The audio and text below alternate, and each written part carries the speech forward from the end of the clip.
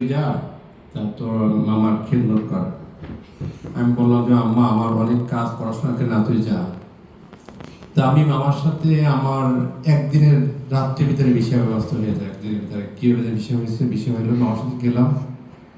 আমি শুধু দেখলাম এটা আল্লাহ বলি কত ধরনের তাদের খেয়াল থাকে অসুস্থ অবস্থায়।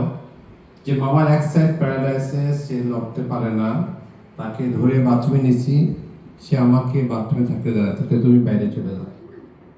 তারপরে যখন তাকে গোসল করাইতে নিছি, সে বলছে পর্দার আড়ালে যাও, পর্দা দেওয়া থাকুক, আমি করবো। আমি পারবেন না, কিন্তু আমি পারবো।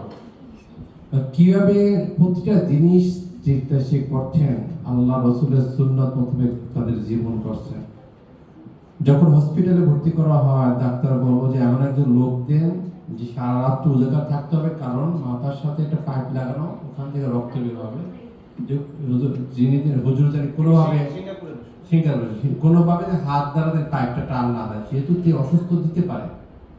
তা আমি বললাম যে আমি ইনশাল্লাহ পারবো। তা আমি দিনে পাক করতাম, কাপড় চোপড় ধুয়ে দিতাম। রাত্রে আলহামদুলিল্লাহ আল্লাহ কি অসীম রহমত, আমার এক সেকেন্ডের ঘুম আসতো।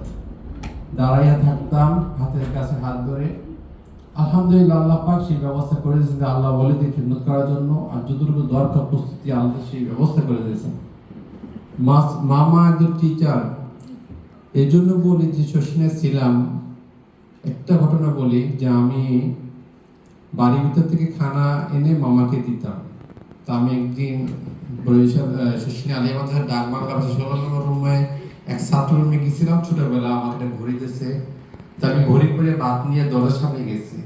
মামা তুমি দাঁড়াও, তোমার হাতে ঘড়ি তুমি কোথায় পাইছো? আমি কি মামা এক ছাত্র আমাকে গিফট করছে। না, তোমার কাছে তুমি পীরের আওলা, তুমি কোনো ছাত্র রুমে গিয়ে কারো ঘড়ি আনবে এটা তো তোমার আশা করি না। তুমি ভাত ওখানে রাখো, ঘড়িটা দিয়ে তারপর আসো। আমি ঘড়ি দিয়ে ভাত নিয়ে ভিতরে ঢুকছি। এরকম করে তারা টিচিং করতেন ভাগ্নেদেরকে, আমাদেরকে। এবং আপনারা যারা মুড়ি, তারা রুহানিয়াত সন্তান, আওলাদের সাথে তাদের সাথে পেশাগত বেশি সম্পর্ক থাকতেন।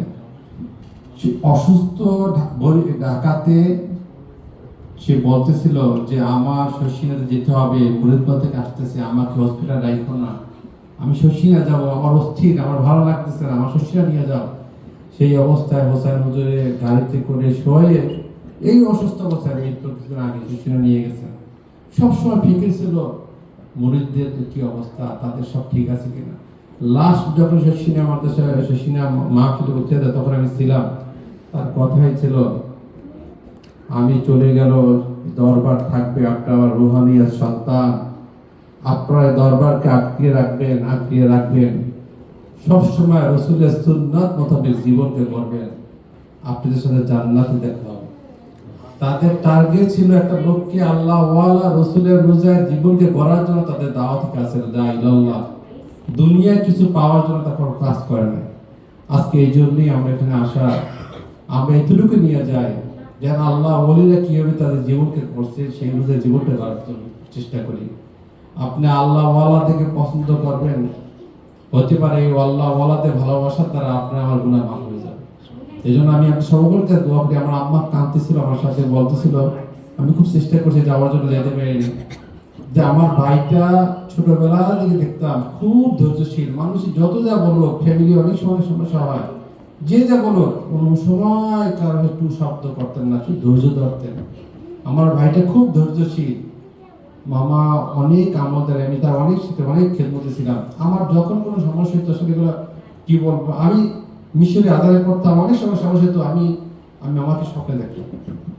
এরকম অনেক তাদের আউলিদ অনেক ঘটনা। এই জন্য আমি আপনাদের এই দোয়াটাই চাই যে মামার জন্য শশীনা দরবার দোয়া করবেন। বিশেষ করে বর্তমান পেশা হুজুর হোসেন হুজুর জন্য দোয়া করবেন। বয়সে অনেক ছোট, কিন্তু তার মাথায় অনেক বড় দায়িত্ব। অনেক দিনিয়া মাদ্রাসা, অনেকগুলো আগিয়া মাদ্রাসা, শশীনা মাদ্রাসা, দরবার, আল্লাহ পাক যেন তাকে নেক হায়াত দান করেন। আল্লাহ পাক তাকে দরবারকে সুন্দর চালাতে তৌফিক দান করেন। আল্লাহ তার খেদমতকে, তার খেদমত আল্লাহ কবুল করুন।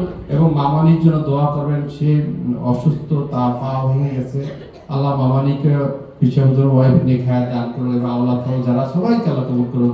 আমি আপনাদের কৃতজ্ঞ জানাই যে আপনাদের নিয়তে সবাই ব্যস্ত। ব্যস্ত সত্ত্বেও আল্লাহ ওলির মহাব্বত তার ভেতরে আসছেন। আল্লাহ পাক হতে পারে এই সময় দেয় কিয়ামতের ময়দানে আল্লাহ তাআলা নাজাতের উসিলা হয়ে যেতে পারে। আমি বলে শেষ করতে, আসসালামু আলাইকুম ওয়া রাহমাতুল্লাহি ওয়া বারাকাতুহু।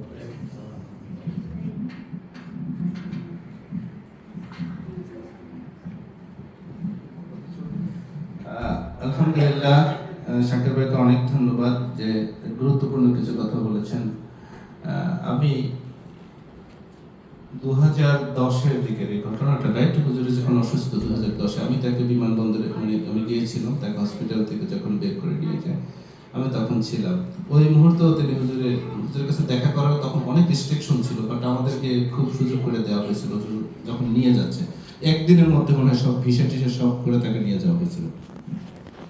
বর্তমান যাকে এই গদিনিসিনের দায়িত্ব অর্পণ করা হয়েছে হুজুর কেবলার বড় সাহায্য দেখে, আমি তাকে একটু টেস্ট করছিলাম 2011-র দিকে। তো হুজুরে যখন টাকা নেয় না, তাহলে হুজুরের ছেলেকে দেওয়ার একটা ব্যবস্থা করি। তা আমাদের কাম, তা আমি বললাম তুই যা 200 টাকা বা 100 টাকা বা 200 টাকা বললাম সাহসা বেড়ে দে, তোর টাকা তো হুজুরে নেবে না। তো বড় সাহসা হয়েছে, পাঠালাম, আমি দূরে রইলাম। তো নিয়ে বড় সাহসা, বর্তমানে যিনি দায়িত্ব পাইছে তার কথা বলতেছি, যাই তার কাছে দিছে পরে তারা 10 দিয়ে হাত দিচ্ছে, দাড়ি কামান আপনি ভাই, দাড়ি কামাবেন না, টাকা রেখে দেন, যখন আমল ঠিক হবে তখন আমাকে দিন। এখন আস্তে আস্তে আমার কাছে আজকে টাকা নিছে, না টাকা দেয়নি।